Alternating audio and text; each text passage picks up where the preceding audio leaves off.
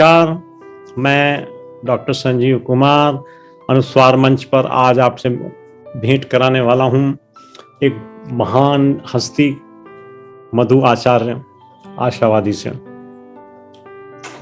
सबसे संस्कारित मधु आचार्य जी बीकानेर की संपन्न विरासत के समृद्ध प्रतिनिधि हैं। उन्होंने अपनी यात्रा रंगकर्मी के रूप में प्रारंभ की और समीक्षाएं लिखते लिखते पत्रकारिता में संलग्न हो गए।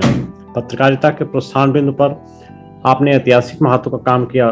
देश के स्वाधीनता आंदोलन में बीकानेर की भूमिका पर अपने स्वतंत्रता सेनानी स्वर्गीय दाऊद दयाल आचार्य के संस्मरणों पर आधारित नियमित कॉलम राजदूत में लिखना शुरू किया। कालांतर इसी कॉलम के आधार पर भारत के स्वतंत्रता संग्राम में बीकानेर का योगदान नाम से एक किताब का प्रकाशन हुआ, जो कई राष्ट्रीय रहस्यों का उद्घाटन करती थी और जिनके बारे में लोगों को कोई भी ज्ञान नहीं था। एक बेबाक संवेदनशील पत्रकार के रूप में राजस्थान की पत्रकारिता जगत में छाए मधु जी इन दिनों अपने रचना कर्म के कारण सर्वत्र चर्चित हैं। सबसे महत्वपूर्ण बात जो बताने की है कि वो 100 से अधिक साहित्यिक कृतियां लिख चुके हैं और जिस गति से वो लिख रहे हैं मुझे लगता है कि विश्व रिकॉर्ड तो बनना ही चाहिए। उनकी रचनात्मकता सदैव शिखर का आरोहण करती है। रंग कर्म किया तो निर्देशन, अभिनय, मंच, पार्श्व और लेखन करते हुए 200 से अधिक प्रस्तुतियों का आंकड़ा पार किया। पत्रकारिता की बात करें तो पिछले 23 साल से दैनिक भास्कर से जुड़े हुए हैं। उप संपादक से कार्यकारी संपादक के पद तक का यह सफर एक अनोखी कीर्तिमान है। ठेठ देसी तबीयत के श्री मधु ने अपनी रचनात्मक सक्रियता से बार बार देश और समाज को अचंभित किया है। राजस्थानी साहित्य के पहले उत्तर आधुनिक उपन्यास गवाड़ के रचयिता मधु जी सदैव प्रयोगधर्मी रहे हैं। इस उपन्यास पर आपको साहित्य अकादमी नई दिल्ली से सर्वोच्च राजस्थानी सम्मान अर्पित किया गया। राजस्थानी भाषा संस्कृति अकादमी का मुरलीधर राजस्थानी पुरस्कार सहित शंभू शेखर सक्सेना, LP टेस्सीटोरी आदि पुरस्कार मधु जी को प्राप्त हुए। उनके 3 नागरिक अभिनंदन समारोह हो चुके हैं। वो विद्यासागर जी आचार्य के सुपुत्र, मधु आचार्य के दादा राम किशन जी आचार्य, उपनाम कलकत्ती जी के नाम से पहचाने जाते रहे हैं। कलकत्ती जी रियासत काल में महाराज साधु सिंह के ऑनररी मजिस्ट्रेट रहे। अनूठी है यात्रा मधु जी की और आज अनुस्वार मंच पर हम उनकी इसी यात्रा की पड़ताल करेंगे और देखेंगे कि वो कैसे 100 कृतियों का जो आंकड़ा पार किया है उसकी ट्रेड सीक्रेट क्या है। तो स्वागत है मधु आचार्य जी। मैं डॉक्टर संजीव कुमार आपको अनुस्वार और अनुस्वार मंच की तरफ से स्वागत करता हूं और बहुत बहुत आभार कि आपने हमें समय दिया। हम आपकी साहित्यिक यात्रा पर पड़ताल शुरू करेंगे आपसे अभी। आपका बहुत बहुत आभार तो आपका।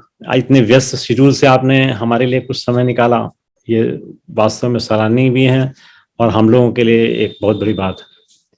तो शुरू करते हैं आपकी साहित्यिक यात्रा का प्रारंभिक काल में साहित्य यात्रा आपकी कब से प्रारंभ हुई, कैसे प्रारंभ हुई, कौन प्रेरणा स्रोत बना और किस तरीके से आपने जो है ना इतना सारा इतिहास, इतनी सारा लेखन कर्म कर डाला, इसके बारे में हम जानना चाहेंगे।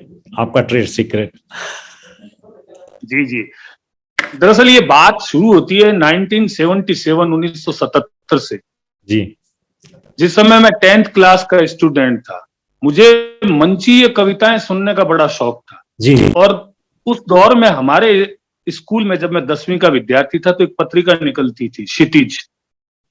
तो उस पत्रिका में हिंदी, राजस्थानी और अंग्रेजी 3 भाषाओं की साहित्यिक रचनाएं प्रकाशित होती थी हर साल। और जिस मोहल्ले में मैं रहता था उस मोहल्ले में मेरे चूंकि बड़े भाई हैं, ताऊ जी के लड़के डॉक्टर नंद किशोर आचार्य, वो भी रहते थे। तो हम बच्चे थे तो शैतानी करते थे, ताश खेलते थे। हमारे आसपास के लोग जैसे मान लीजिए यूं पैसे लगा के ताश खेला करते थे दूसरे लोग, लेकिन मैं रोज देखता था कि 4 बजे डॉक्टर किशोर आचार्य जब अपने घर से निकलकर उस रास्ते से गुजरते, तो चाहे पढ़ा लिखा है या अनपढ़ है, वो तुरंत अपने सारी चीजें छोड़ के हाथ जोड़ के खड़ा हो जाता था। वो किसी को कुछ नहीं कहते थे। मेरे दिमाग में अगर इस आदमी के पास ऐसा क्या है कि न तो किसी को डांटता है, न किसी को कुछ कहता है, तो मुझे लगा कि जरूर ये कोई ऐसा काम करता होगा जो सम्मान का काम होगा। तभी तो एक आम आदमी से लेकर पढ़ा लिखा तक हाथ जोड़ने के लिए खड़ा हो जाता है और अपने सारे काम छोड़ देता है। देखो, सम्मान की चाह हर व्यक्ति के मन में होती है, तो मेरे मन में उस समय से ये जगा कि मुझे भी ऐसा का ऐसा सम्मान भाई साहब की तरफ प्राप्त करना है। फिर मुझे धीरे धीरे साहित्यकार हैं वो कवि हैं, आलोचक हैं, गांधी पे उन्होंने काम किया, ये सब मुझे पढ़ने का भी मौका मिला। हाथ जोड़ के उनके पास जाता, किताबें लाता। तो मैंने 1977 में पहली कहानी लिखी थी, वो लिखी थी मैंने हिंदी में। उस समय भारत पाकिस्तान का युद्ध समाप्त हुआ था और हमारे यहाँ एक जासूस पकड़ा गया था पाकिस्तान का। उस रियल स्टोरी को लेकर मैंने कहानी लिख के मैं अपने उस समय के पत्रिका के संपादक, एक बहुत मशहूर शायर और हिंदी के अच्छे गजलकार हुआ करते थे, अजीज आजाद साहब, वो थे। उन्होंने मेरी कहानी देखी और मुझे कहा कि तुम्हारी कहानी तो बहुत अच्छी है, लेकिन हिंदी में बहुत सारी रचनाएं आ गई स्कूल में, तो तुम ऐसा करो, इसको राजस्थानी में लिख दो। तो मुझे उस समय ये लगता था कि मेरे को तो राजस्थानी भाषा आती नहीं, क्योंकि राजस्थानी भाषा बोलने का अभ्यास था, लिखने का नहीं। लेकिन उनकी जिद पर मैंने उस कहानी को राजस्थानी में लिखा और वो कहानी राजस्थानी में छपी, मार और प्यार। मुझे क्या पता था कि आगे जाकर मुझे साहित्य अकेडमी में भी राजस्थानी भाषा का ही काम संभालना पड़ेगा। और आज मुझे बड़ा अजीब सा लगता है कि मैं राजस्थानी का वो लेखक हूं, राजस्थानी भाषा का, जिसने राजस्थानी में सर्वाधिक उपन्यास लिखे हैं, जिसने राजस्थानी में सर्वाधिक कहानी संग्रह लिखे हैं और जिसने राजस्थानी में सर्वाधिक पुस्तकें लिखी है। जी, राजस्थानी साहित्य में इतनी पुस्तकें अभी तक किसी ने नहीं लिखी। और पहला उत्तर आधुनिक उपन्यास गवाड़ मुझे लिखने का भी अवसर मिला। तो मेरी यात्रा 10th क्लास से शुरू हुई और मुझे सोहबत मिली डॉक्टर नंदकिशोर आचार्य, जन कवि हरीश भादानी और उसके बाद में डॉक्टर अर्जुन देव चारण।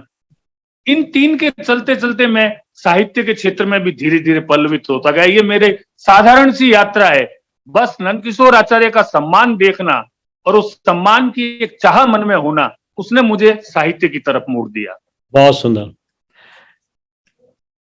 आपकी कई लैंडमार्क्स हैं, उनमें से सबसे बड़ा लैंडमार्क है कि 100 किताबें आपने लिखी। 100 से अधिक किताबें लिखने का कितने लोग हैं, गिने चुने? तो आपका स्थान जो है ना, शिखर पर तो वैसे ही है। भाषा कोई भी हो, वो हिंदी की तरफ ही उन्मुख होती है, और या हिंदी के नदी में, बड़ी नदी में ट्रिब्यूटरी की तरह शामिल होती हैं, और सारी भाषाएं एक जैसी हैं। जी। तो सबसे पहली जो आपकी रचना प्रकाशित हुई, वो कोई कविता थी या कोई कहानी? मैं, चूंकि आपने अभी मेरा परिचय बढ़ा तब देखा होगा कि मैं रंगकर्म का आदमी था, नाटक का। मैंने 200 नाटकों में लगभग अभिनय किया है और 75 से अधिक का निर्देशन किया है, और मैंने कम से कम 1 दर्जन से अधिक नाटक लिखे हैं। तो मेरी पहली कृति नाटक की थी।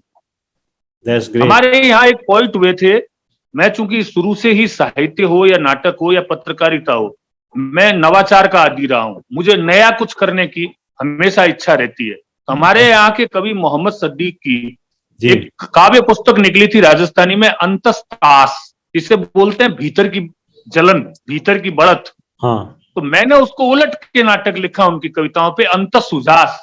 मैंने लिखा भीतर का उजास क्या होता है आदमी का। तो मेरा पहला नाटक था अंतस उजास राजस्थानी में, और वो नाटक जिसके 25 से अधिक शो हुए पूरे राजस्थान में, उसको सफलता बहुत मिली उस नाटक को।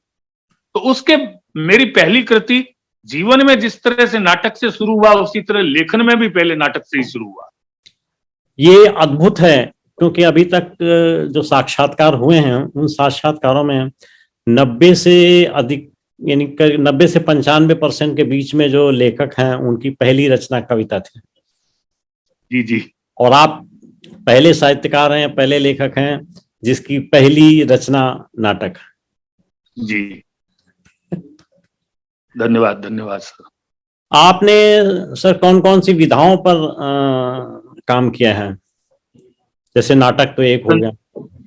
संजीव जी, मेरा एक ऐसा मानना है, मैं हर साहित्यकार से, जो भी मेरे मित्र हैं, क्योंकि अब तो मैं दिल्ली में भी पिछले 4 साल से बहुत सक्रिय हूं, मैं हर एक से ये कहता हूं कि मुझे ये टैग नहीं चाहिए कि मैं कवि हूं, मैं कथाकार हूं, मैं उपन्यासकार हूं, मैं आलोचक हूं, मैं नाटककार हूं, ये टैग नहीं चाहिए जी। क्योंकि साहित्यकार साहित्यकार होता है। ठीक बात है। विधाएं तो उसके उपक्रम हैं, उसके औजार हैं, किस रचना को वो किस विधा में देता है। तो मैंने नाटक से शुरू किया, नाटक, कथा, उपन्यास, कविता, आलोचना, बाल साहित्य, मोटिवेशन, व्यंग, मैंने लगभग सभी विधाओं में लिखा है। बस मेरे कोई चीज बची हुई है ना सर, जिसकी पुस्तक अब आने वाली है, उसकी सूचना मैं आपको दे सकता हूं कि मैंने आलोचना में अब तक कुछ नहीं लिखा था, लेकिन मेरे राजस्थानी साहित्य पे कहानी विधा की आलोचना की पुस्तक संभवतः 1 या 2 महीने में आ जाएगी, क्योंकि अब आलोचना मेरे से छूटी हुई थी, वो भी अब मैं लिख रहा हूँ। मैं चाहता हूं कि मुझे एक मुकम्मल साहित्यकार के रूप में लोग जाने, टैग नहीं दे ये कवि है, ये कथाकार है या उपन्यासकार है। सही है, लेकिन फिर भी अंदर से एक रिलेवेंस होती है, रुचि होती है कि इस विधा में विशेष रूप से हम काम करते हैं, या ऑटोमेटिकली वो चीज हो जाती है कि अगर कोई विचार दिमाग में आया या कोई दृष्टांत सामने आया तो हमने लिखा, तो कविता लिख दी या कहानी लिख दी या लघु कथा लिख दी। तो इस हिसाब से अगर देखा जाए तो आपकी सबसे ज्यादा रुचिकर या अभिरुचि वाली विधा कौन सी है? तो मेरी सबसे ज्यादा रुचि शॉर्ट स्टोरी और उपन्यास में रही है। हिंदी और राजस्थानी दोनों में इन्हीं 2 विषयों पर मेरी सर्वाधिक किताबें आई है। हालांकि मेरी हिंदी में कविता संग्रह मेरे 15 हैं और राजस्थानी में कविता संग्रह मेरे 5 हैं, लेकिन मुझे लिखने में आनंद इन 2 विधाओं में बहुत आता है, उपन्यास और कहानियों में। बहुत सुंदर, क्योंकि मैं जीवन में आसपास ऐसी बिखरी हुई कहानियां देखता हूं, तो मुझे लगता है कि ये विषय जो मुझे अक्सर आलोचकों से सुनने को भी मिलता है कि दुनिया में ऐसा कौन सा विषय है जिसे नहीं लिखा गया। मेरा मानना है कि हर विषय पे कोई न कोई लेखक लिख चुका, तब मुझे ऐसे विषय तलाशने का शौक रहता है। मैं आपको एक छोटा सा एक कहानी का उदाहरण देता हूं। जी सर। हमारे इस शहर की एक लड़की जिसका IIT में सिलेक्शन हुआ, वो दिल्ली में उसका एडमिशन हुआ, वो एक बहुत बड़े संपन्न परिवार, उच्च जाति की, पैसे वालों की लड़की थी। IIT में सिलेक्शन हुआ, उसका सिलेक्शन होकर वो जब आई एडमिशन में, तो 10 दिन के बाद ही उसने दिल्ली में अपने हॉस्टल में सुसाइड कर ली। Oh my God. एक पत्रकार के नाते मेरे पास केवल इतनी सी खबर थी और उस खबर को मैंने लिखा, अपने अखबार में छापा, लेकिन मेरा लेखक जागा कि जो लड़की इतना इंटेलिजेंट है, जिसने इतने टफ कंपटीशन में IIT में उस समय में, और वो सेलेक्ट होके उसको पसंद का पहला उसका स्थान मिला, क्या कारण हुआ? तब मुझे जाके पता चला कि उसका एक नीची जाति के लड़के से प्रेम था। उस लड़के को उसने शादी के लिए कहा, तो उसने कहा कि मैं अफोर्ड नहीं कर सकता तुम्हारे परिवार के बाहुबल को, वो मेरे परिवार को तंग कर देंगे, मेरा परिवार जी नहीं पाएगा, पड़ोसी थे। तो उसने इनकार किया और उस लड़के का भी दिल्ली में हुआ था एडमिशन, लेकिन उसने रिक्वेस्ट करके बेंगलोर ले लिया अपना एडमिशन। इस कारण उसने सुसाइड किया था, क्योंकि वो लड़का उसके साथ नहीं रह सका। तो मेरे कहानी का विषय वहां से शुरू हुआ जहां से उसने सुसाइड की, और मेरी खबर वहां तक की जहां तक उसका सुसाइड का घटना थी।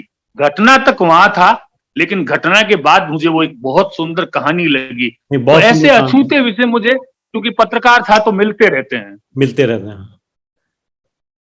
तो इस हिसाब से विषय वस्तु जो है ना, आप अपने आसपास से ही छांट लेते हैं या उसी से प्रभावित होकर के आप रचना कर रहे हैं?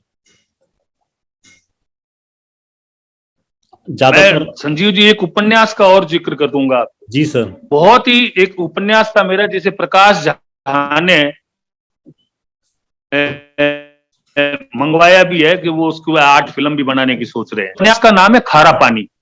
वो हमारे यहाँ पानी की जो प्रॉब्लम है नहर में, उस पर मैंने वो उपन्यास लिखा। मैं घड़साना गया था, हमारे यहाँ एक घड़साना जगह जहाँ किसान आंदोलन हुआ, वहां पुलिस ने गोली चलाई तो 6 किसान मर गए। उसमें एक किसान था जो बहुत बुजुर्ग था। मुझे उसके घर जाने का अवसर मिला रिपोर्टिंग के लिए। तो मैंने वहां देखा कि उसके घर में केवल एक उसकी अंधी माँ 75 साल की और एक उसकी 12 साल की छोटी सी बेटी। बस मैं देख के आ गया, मेरा मन बड़ा द्रवित हुआ कि उस घर का आदमी चला गया। लेकिन 6 दिन बाद जब वहां केंद्र के नेता आए आंदोलन को तेज करने के लिए, तो मैंने देखा वो 12 साल की बच्ची आगे आगे झंडा लिए हुए बैठी आंदोलन में। तब मुझे लगा कि इनके लिए पानी मीठा नहीं है, क्योंकि पानी इनके जीवन की जरूरत है, और वो पानी इतना खारा हो गया है कि इनको मरने के बाद भी पानी मांगने के लिए आंदोलन के लिए आना पड़ता है। मैंने वो उपन्यास लिखा था खारा पानी, वो मेरा सबसे श्रेष्ठ उपन्यास हिंदी में, मैं अपने आप में मानता हूं कि वो मेरा हिंदी का श्रेष्ठ उपन्यास है, क्योंकि उसे बहुत बहुत से लोगों ने पसंद किया। मैं जिक्र नहीं करता कि फला फला लोगों ने किया, लेकिन वो उपन्यास मेरा एक ड्रीम था। तो इस तरह से कथानक मुझे मिलते हैं तो मैं नए कथानकों की तलाश में हमेशा इधर उधर झांकता रहता हूं, देखता रहता हूं। व्यंग के बारे में क्या टिप्पणी करेंगे? किस प्रकार से या किस प्रकार की विसंगतियों से आपने व्यंग की कुछ रचनाएं की? व्यंग मूलतः मेरा ऐसा मानना है, जितना मैंने व्यंग को पढ़ा, मैं आपको बता दूं कि मैं परसाई और शरद जोशी से पढ़ना चालू हुआ था। मैं शरद जोशी को नवभारत टाइम्स के अंतिम पन्ने पर व्यंग आता था तब पढ़ा करता था, और जिस समय मैं कल्चर के लिए लिखा करता था, जनयुग अखबार दिल्ली से छपता था, कम्युनिस्ट पार्टी का अखबार था, कॉमरेड एच के व्यास उसके एडिटर हुआ करते थे। उस समय हरिशंकर परसाई जी का एक कॉलम चलता था अस्पताल के बिस्तर से, क्योंकि वो उनके किसी व्यंग पर लोगों ने उनको मारा पीटा, उनकी टांगें तोड़ दी थी, और वो फिर भी अस्पताल से लिख रहे थे। तब से मेरा ऐसा मानना है कि आज जो जिस तरह से हमारा ये पूंजीवादी समाज है, चाहे धर्म हो, चाहे परिवार हो, चाहे समाज हो, चाहे अर्थ हो, चाहे राजनीति हो, हर जगह सत्ता का बीज है।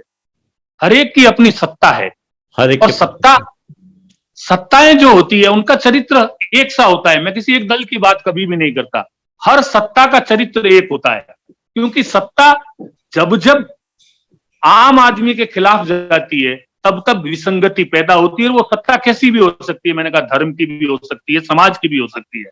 तो मुझे लगता है कि सत्ता के खिलाफ, सत्ता से पीड़ित किसी भी सत्ता, मैं राजनीतिक सत्ता की बात केवल नहीं कह रहा हूं, सत्ता से प्रताड़ित व्यक्ति की आवाज को मुखरित करने का अगर कोई एकमात्र जरिया है तो वो व्यंग्य है।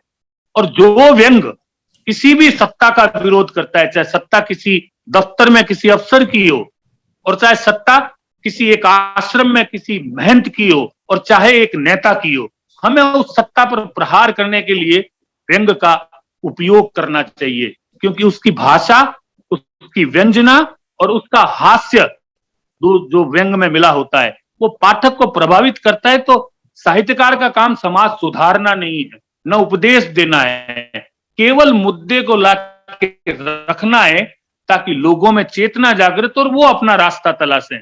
व्यंग को मैं सत्ता के खिलाफ बहुत बड़ा हथियार मानता हूं, लेकिन कब मेरा एक विचार था पीछे किसी डिस्कशन में, चर्चा में हमने सबको कहा कि ये तो सच है कि सबसे ज्यादा विसंगतियां सत्ता और प्रजा के बीच में, राजा और प्रजा के बीच में कह सकते हैं, लेकिन इसके अलावा बहुत सारी ऐसी विसंगतियां हैं जिन पर हम इंगित करना या उसके ऊपर व्यंग करना छोड़ गए हैं, या बहुत ही कम संख्या में होते हैं, जबकि वहां परेशानियां बहुत ज्यादा हैं। एग्जाम्पल अगर दें तो न्यायपालिका ले लीजिए। अगर न्यायपालिका सुविधे से मामलों का निस्तारण करे, कम समय में करे, प्रॉपर सुनवाई हो, न्याय हो, तो मैं समझता हूं कि बहुत सारा भ्रष्टाचार और बहुत सारा अवसाद कम हो सकता है समाज से। तो एक ये क्षेत्र हो गया, पर्यावरण का क्षेत्र हो गया, है ना, अंतरराष्ट्रीय संबंधों का क्षेत्र हो गया। इनमें अभी बहुत कुछ लिखना बाकी है मुझे लगता है, नए विषय की। चूंकि आपने बात की तो मेरा मन किया कि मैं आपको अपनी कुछ विचार बताऊं। मैं बिल्कुल आपकी बातों से सहमत हूं इन सब विषयों से मैं। और ऐसे ही कुछ सामाजिक कुरीतियां हैं, एक जैसे दहेज है। तो दहेज मांगने वालों के बारे में तो लिखा जा रहा है, लड़की की तरफ तो किया लिखा जा रहा है, लेकिन सारे केस ऐसे नहीं हैं कि जो लड़के वालों के कारण हो। प्रताड़ित लड़के वाले परिवार भी हो रहे हैं और ज्यादा प्रताड़ित हो रहे हैं, थोड़ा नहीं ज्यादा प्रताड़ित हो रहे हैं, क्योंकि पूरा का पूरा परिवार, अनब्याही बेटियां सब के सब जो है वो इससे अफेक्टेड हो जाते हैं। तो ऐसी चीजों पर भी लिखने की आवश्यकता मुझे लगती है और ऐसा सोचना चाहिए। आप इन्वेंटिव तरीके से लिखते हैं, नई खोजी तरीके से लिखते हैं, तो मैं चाहूंगा कि इस पर कुछ तवज्जो अगर आप दें तो। बिल्कुल बिल्कुल, मैं आपके ये सारे विषय आपने जो कहे एकदम मौजूद विषय हैं, इन पे बहुत ही कम लिखा गया है, सहमत हूं मैं। ज्यादातर व्यंगकार क्या होता है, सीधा सत्ता का अर्थ राजनीति से लगा लेता है और राजनीति पे लिखने को ही अपना वो व्यंग मान लेता है, लेकिन राजनीति तो एक छोटा सा पार्ट है। शुरू कहां से होता है? किसी भी व्यक्ति की प्रताड़ना परिवार से, समाज से, अर्थ से, धर्म से। जैसे आपने कहा दहेज की, मैंने बीकानेर में खबर की थी कि दहेज के लड़कियों ने एक साल में 172 मुकदमे फाइल किए थे और उसमें से 161 पर एफआईआर लगी थी। तो आपने तो पहले उसको मुकदमा करके बेचारे को खराब कर दिया, उस लड़के के परिवार को। तो ये भी विषय है और आप देखना जरूर आने वाले समय में मेरे व्यंग में ऐसे विषय आपको जरूर दिखाई देंगे, ये आपको प्रॉमिस कर सकता हूं मैं। आप जैसे कुछ ऐसे मामले हैं, कानूनी मामले, जैसे दहेज का मामला है, रेप का मामला है, आपका शेड्यूल कास्ट और शेड्यूल ट्राइब से रिलेटेड इश्यूज का मामला है, इस तरीके के मामलों में बिना इंक्वायरी के अरेस्ट करने के प्रावधान है। ऐसा कैसे हो सकता है कि ब्रह्म वाक्य मान लिया जाए कंप्लेनेंट की बात को?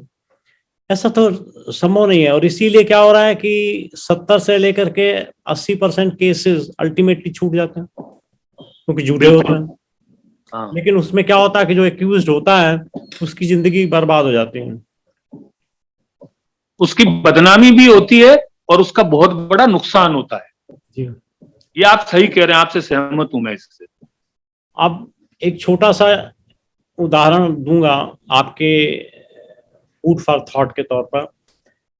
जी, एक परिवार है, उस परिवार में एक बेटा है, 2 बेटियां, पति पत्नी हैं। जी जी। पति डिफेंस सर्विसेज से रिटायर्ड है, उम्र तकरीबन 78 साल। जी। छोटी वाली बेटी अपने मन से शादी करती है और शादी करने के बाद वो 2 हफ्ते में वापस आ जाती है कि मैं वहां नहीं रह सकती।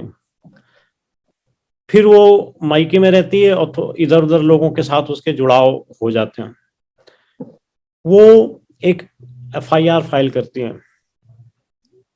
एफआईआर फाइल करती है कि उनके पिता और उनके भाई ने उनके साथ बलात्कार करने का प्रयास किया और उनकी बड़ी बहन ने उसमें सहयोग दिया।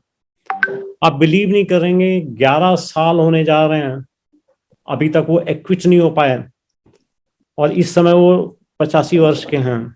उस लड़की की जो ये झूठी रिपोर्ट है, वो रिपोर्ट अभी तक खत्म नहीं हो पाई और वो रोज चक्कर लगा रहे हैं। इतने सारे केसेस फाइल कर दिए। तो प्रॉपर इंक्वायरी भी होनी जरूरी है, नहीं तो लोग परेशान हो रहे हैं, जिंदगियां खराब हो रही हैं। 3 मकान थे, 2 बेच चुके हैं। बिल्कुल, मैं मानता हूं कि यही तो वो विषय हैं जो छूटे हुए हैं। ये विसंगति आदमी को कितना मारती है, लेकिन ये विषय बन ही नहीं पा रहे हैं। मैं हमेशा कहता हूं कि नए विषय जब तक नहीं आएंगे, वापस पाठक साहित्य की तरफ नहीं आएगा, आप ज्वलंत और सामयिक मुद्दों को नहीं लाएंगे तो वो कैसे बढ़ेगा? क्योंकि बहुत कुछ लिखा जा चुका बाकी पर तो रोज ही लिखा जा रहा है। जी, हर कोई शुरुआत करता है तो नेताजी से ही करता है। बिल्कुल।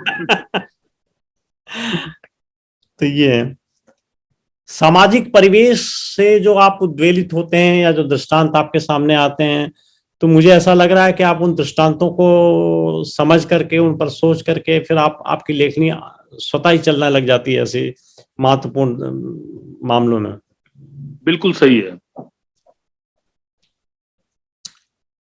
आप जो कविता लिखी आपने, उनमें से सबसे रुचिकर जो आपको लगती हो और याद हो, या उस पर उसे पास में हो, आप अगर सुनाना चाहें तो सुना दें, तो हमारे दोस्त लोग बड़े खुश होंगे।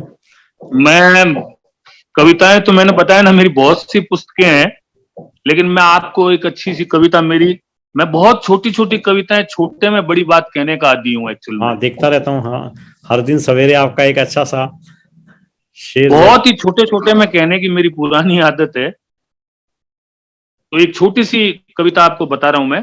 जी सर।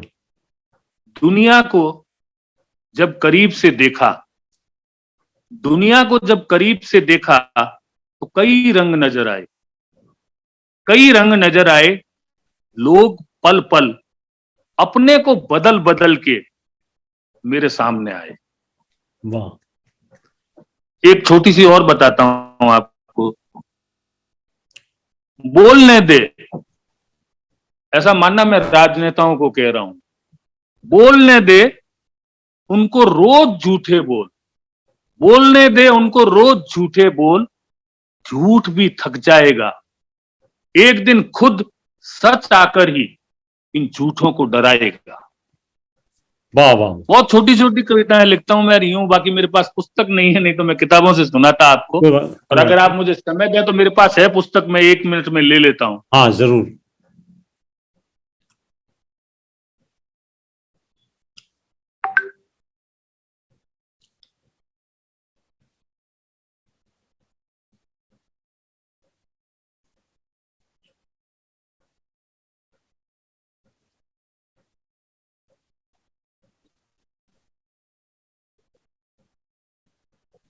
जी सर, मेरी एक आरंभिक दौर की जो कविताएं हैं, जिनमें दर्शन को ज्यादा विषय बनाया करता था मैं। अच्छा। एक कविता जिसका शीर्षक है एक सीपी, यादें, एक बूंद।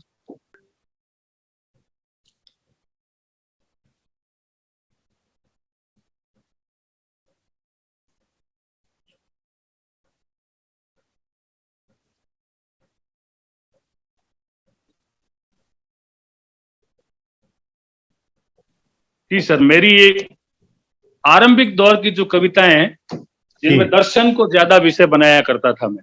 अच्छा। एक कविता जिसका शीर्षक है एक सीपी, यादें, एक बूंद, एक मोती, एक सीपी।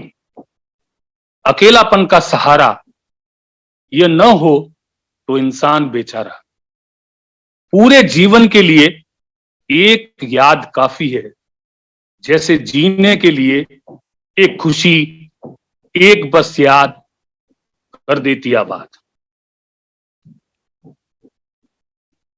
एक और बताता हूं कविता। उसने आज पहली बार निहारा स्नेह से, पास बुलाया नेह से, मीठे थे उसके बोल, मन के कपाट जैसे दिए खोल, मन के कपाट जैसे दिए खोल। मैं ताकता ही रहा, कभी अपने को, कभी उसको, कभी परिवेश को। पास गया तो देखा, आज उसकी आंखों में था आकाश, आज उसकी आंखों में था आकाश। आंधियां, धूल, धूप नहीं थी पास। ऐसे ही उतरता है शायद आदमी की आंखों में आकाश। एक बस रचना और सुना देता हूं। रोटी से जुड़ी हुई रचना है, रोटी आज की जरूरत है। वो रोज घर आता, वो रोज घर आता, एक वक्त की रोटी मांगता जी। रोटी लेकर रोज देता दुहाई, रोटी लेकर रोज देता दुहाई, मुझे देता खूब दुआएं। हर दिन का था यही सिलसिला, इसमें कभी नहीं रहती नागा। देने लेने का बन गया अटूट रिश्ता, देने लेने का बन गया अटूट रिश्ता। एक दिन वो आया, हाथ नहीं फैलाए, मुझे अचरज हुआ। मैंने पूछा तो बताया, उसे मिल गया काम, अब नहीं मांगेगा। उस दिन आखिरी बार दोनों ने साथ खाई रोटी, रिश्ता बन गया अटूट, संवेदना के भी पार। वाह वाह, बहुत सुंदर, मार्मिक। ऐसे ही अगर आप अपनी कोई एक लघु कथा सुनाए तो और अच्छा लघु कथा भी किताब निकालनी पड़ेगी मेरे को सर। अगर नजदीक हो तो ले लीजिए सर। नजदीक ही पास में।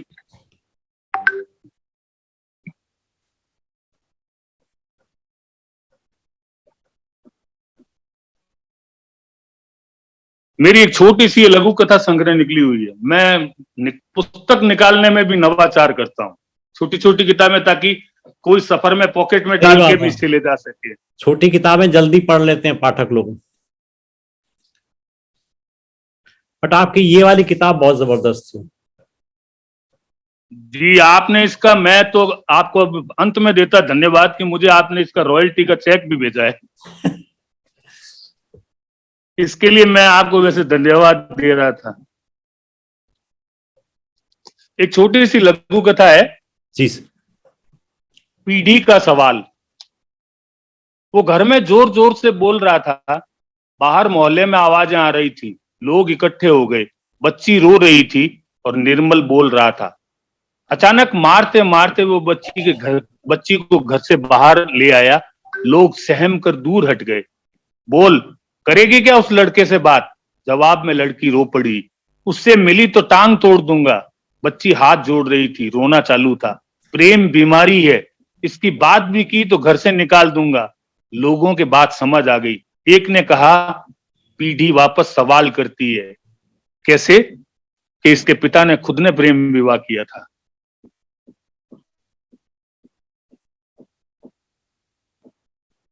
आप कहें तो एक छोटी सी और सुनाता हूं, सेवा का कारोबार। जी सर। जी सर, एक छोटी सी और सुनाता हूं, छोटी सी। उसकी मां 5 साल से बीमार, पैरालिसिस था। बिस्तर पर ही सब काम। कुछ समय पत्नी के साथ साथ दिया सेवा में, फिर पीहर चली गई। अब सेवा बेटे के जिम्मे। सेवा और दवाओं का बड़ा खर्चा, क्या करे, कैसे मैनेज हो। एक दिन वो हार गया, दवा बंद कर दी। 3 दिन में मां की मृत्यु। पत्नी भी वापस आ गई। उसका मन सवाल कर रहा था, मां की इस मौत को क्या कहेंगे। क्या कहें। छोटी छोटी लघु कथाएं लिखता रहता हूं मैं। नहीं, बहुत ये देखने में छोटे लगे, भाव करें गंभीर वाली बात है। जी जी जी सर।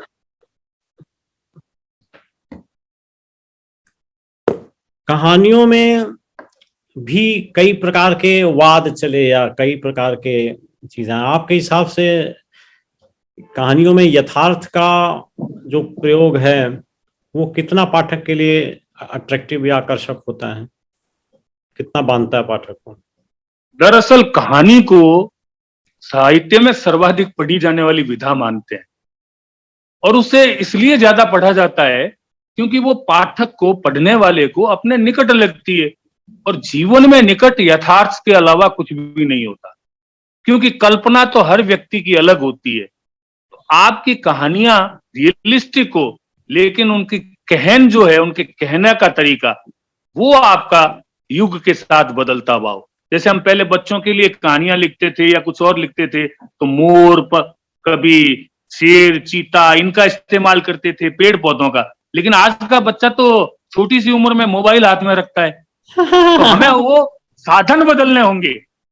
कथानक में सीख वही हो, लेकिन उसका कहने का तरीका बदल जाना चाहिए। अब वो चिड़िया नहीं कहेगी, अब तो मोबाइल कहेगा।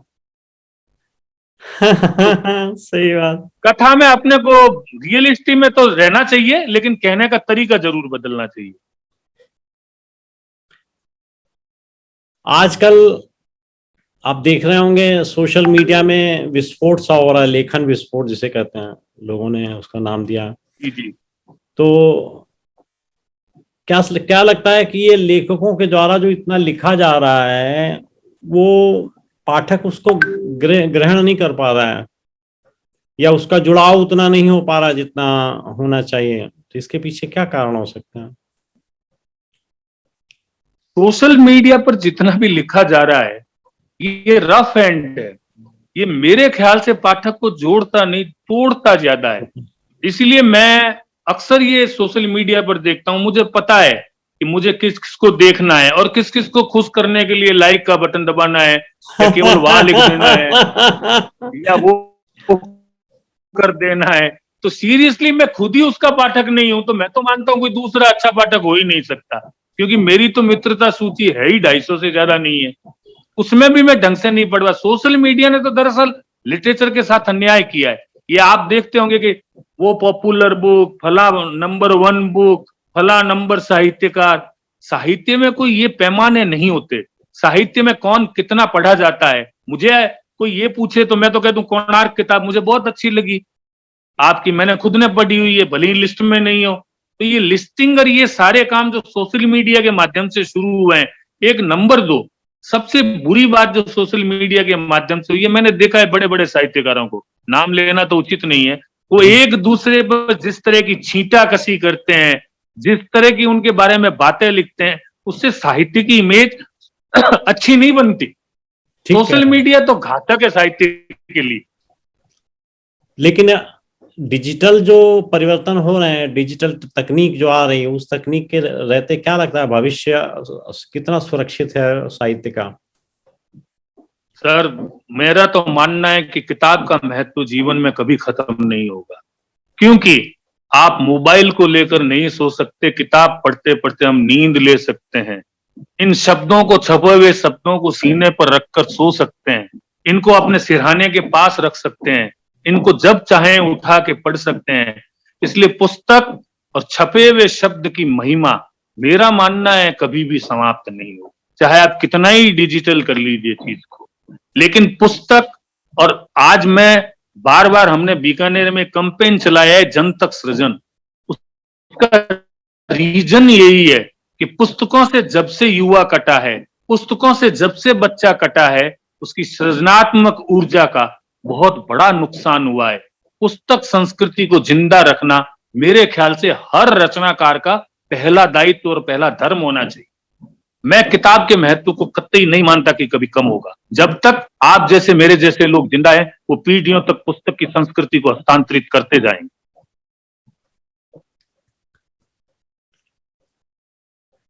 एक व्यक्तिगत प्रश्न भी बीच में आ रहा है जी, जो साहित्य से अलग है। व्यक्तिगत प्रश्न ये है कि साहित्येतर कौन कौन सी रुचियां आपकी जो है ना आपको इंगेज करती हैं? जी, साहित्य के अलावा मैं, चूंकि मैंने बताया आपको, मैंने आंख उसमें खिली, लेकिन मैं एक बहुत अच्छा स्पोर्ट्समैन भी हूँ। मैं खिलाड़ी भी रहा हूँ। क्रिकेट और वॉलीबॉल मेरे बहुत प्रिय खेल रहे हैं, और सोशल वर्क भी मैं करता हूँ। हालांकि मैं इस चीज को कभी बताता नहीं हूँ, लेकिन हमारे जो विप्र फाउंडेशन बड़ा संगठन है, एक पूरे इंडिया के ब्राह्मण, किसी भी तरह के ब्राह्मण हो, कोई कास्ट में नहीं बंधे हुए, उसके माध्यम से मैंने सोशल में जैसे गरीब लोगों की शादियां कराने में सहयोग देना, जैसे अभी कोरोना काल में तो हमने कम से कम लंबे 3-3 महीने तक के हमने शिविर भी लगाए थे लोगों को भोजन पहुंचाने के। तो समाज सेवा मेरा शुरू से रुचिकर विषय रहा है, और स्पोर्ट्समैन रहा हूं। अब स्पोर्ट्स भी कर लिया, समाज सेवा भी कर ली, और लिटरेचर भी कर ली, इससे ज्यादा तो समय मिलता कहाँ है सर? समय इतना कहाँ है।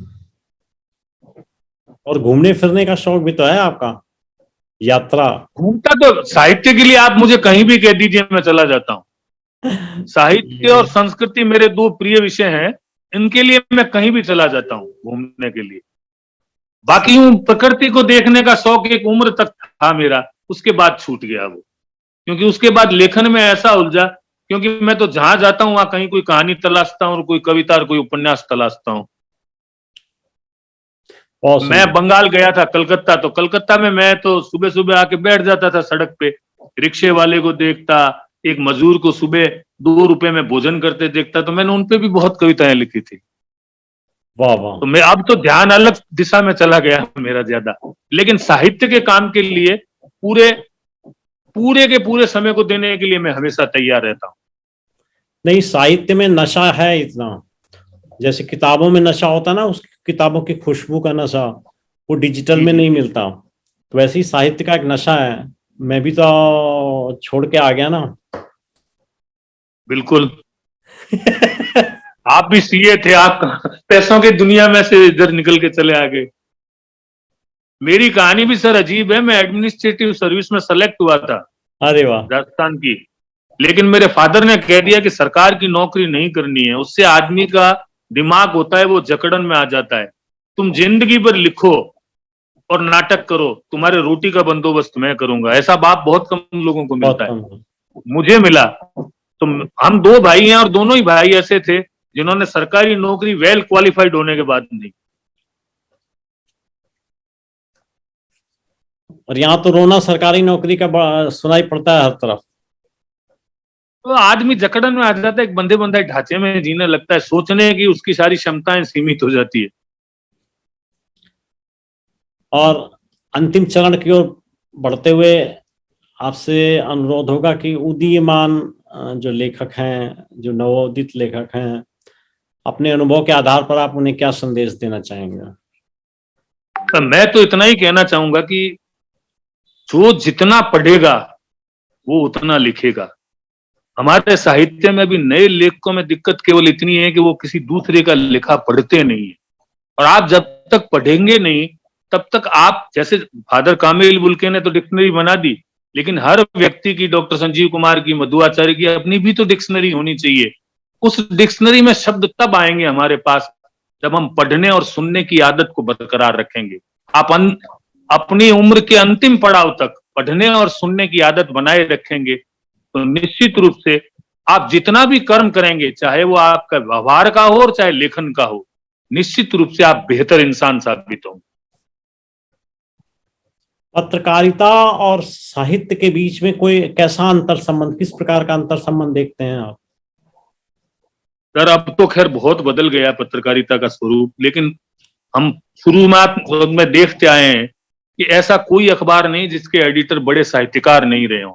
अपन चाहे कमलेश्वर को लें, चाहे अज्ञे जी को लें, किसी को भी ले लें, लेकिन धीरे धीरे चूंकि अखबार भी मिशन से हट गया और वो भी एक व्यवसाय हो गया, तो अब तो जैसे मैं भी 17-18 साल में एडिटर हूं, लेकिन मुझे भी लगता है कि मैं एडिटर नहीं हूं, एडिटोरियल मैनेजर हूं। मुझे एडिटोरियल को मैनेज करना होता है, एडिटोरियल वाली बात रही नहीं, क्योंकि व्यवसाय है। हाँ, व्यवसाय के इथिक जो समाचार पत्र निभा लेता है, व्यवसाय के अपने इथिक है, लेकिन कई लोग तो वो भी इथिक भी नहीं निभा पाते। आप इथिक निभाओ फिर व्यवसाय करो तो कोई दिक्कत नहीं है। इसलिए सांस्कृतिक कर्म था पहले पत्रकारिता, अब मेरे हिसाब से नहीं है। अब तो वो व्यवसाय है और व्यवसाय की जरूरतें पूरी करे। एक विषय हमने जनरेट किया है पिछली कई गोष्ठियों में या कार्यक्रमों में, आपकी राय जानना चाहूंगा। लोकतंत्र के 3 स्तंभ तो सब जानते हैं जी। मीडिया अपना झंडा लेके चौथा स्तंभ बन गया। आप पत्रकार हैं, लेकिन ऐसे मत सोचिएगा कि मैं आलोचना कर रहा हूं। नहीं। तो साहित्य जो मीडिया से ज्यादा समाज के लिए जरूरी है, उसको चौथा स्तंभ ना माना जाए तो 5वां स्तंभ तो माना जाना चाहिए। अगर उसको 5वां स्तंभ मान लिया जाए तो उसकी उपादेयता, उसका महत्व और उसके प्रति समर्पण लोगों का और बढ़ जाएगा। आप क्या सोचते हैं? सही है। सबसे पहले तो मैं संजीव जी बहुत बोल्डली कह दूं कि मुझे पत्रकारिता करते हुए 30 साल हो गए और मुझे इस तरह का कोई भ्रम नहीं है कि मीडिया चौथा स्तंभ है। ये केवल मन बहलाने की बातें हैं जो राज और सत्ता के द्वारा मीडिया के लोगों को कही जाती है।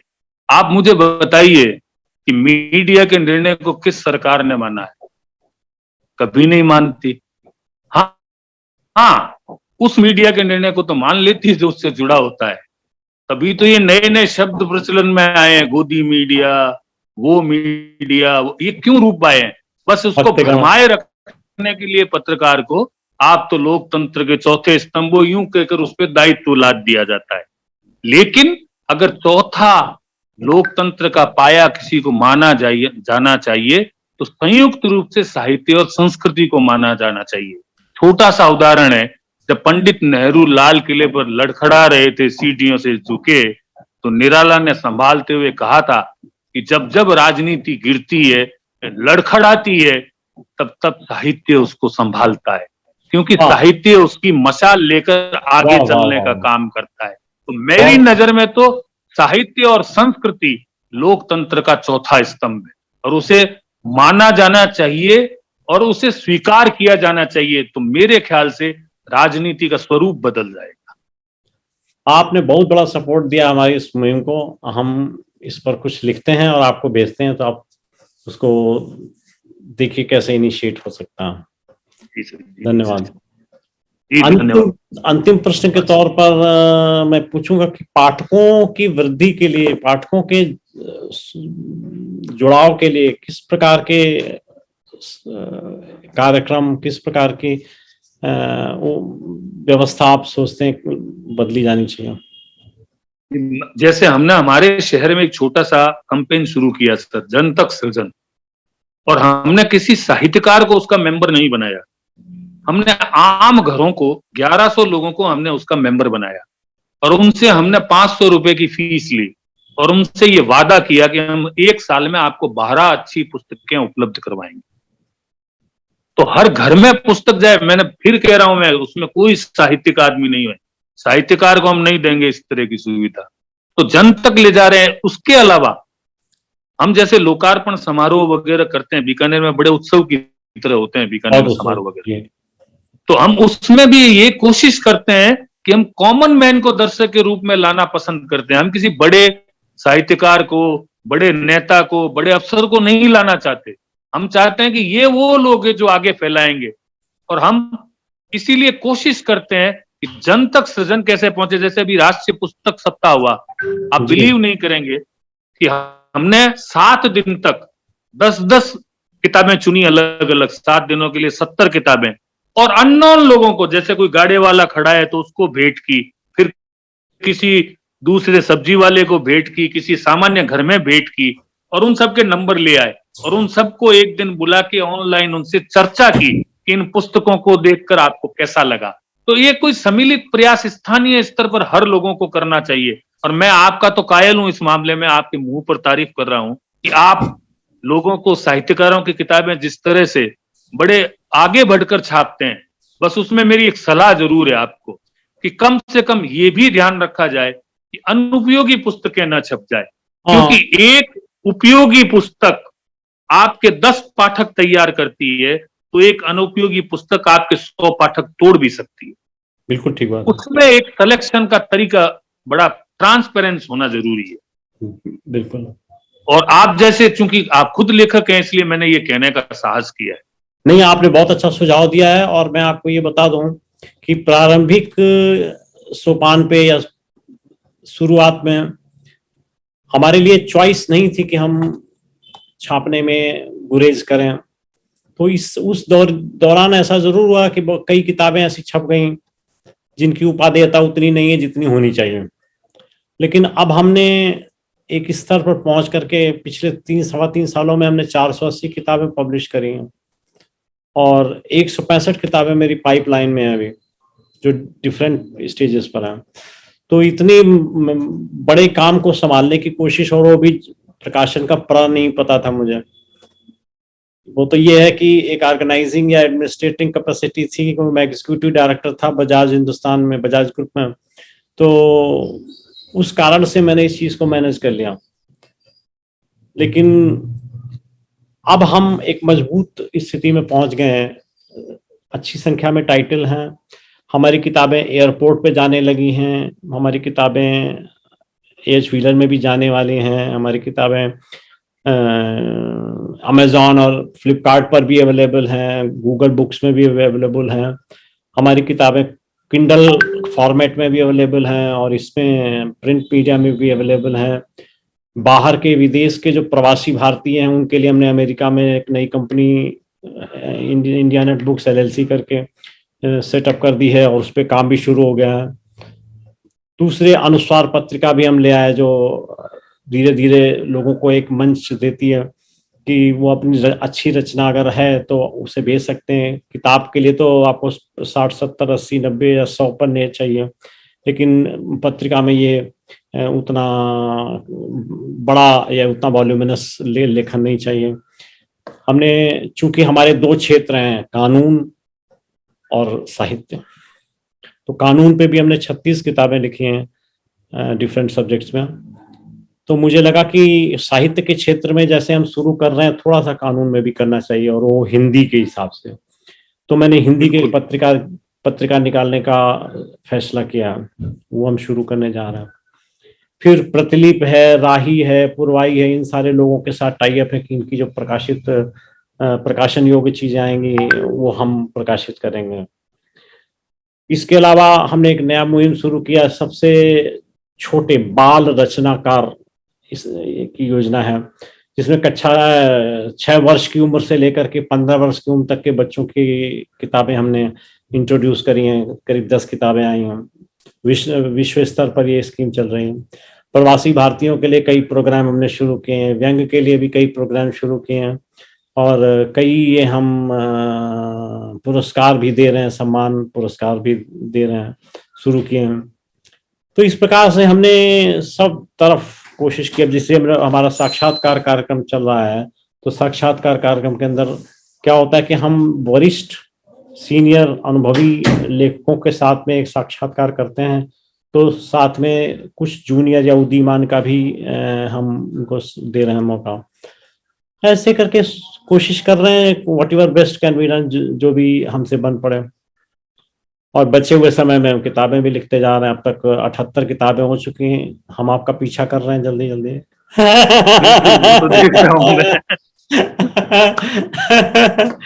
बिल्कुल सर। तो इस तरह चल रहा है। तो आज की इस साक्षात्कार की सभा या विचार विमर्श आप समाप्त करते हैं, और आपसे अनुरोध है कि ऐसे ही विचार विमर्श के लिए आप अनुस्वार को, इंडिया नेट बुक्स को अपना समय देते रहेंगे। बहुत बिल्कुल सर, पूरा मेरा ब्लैंक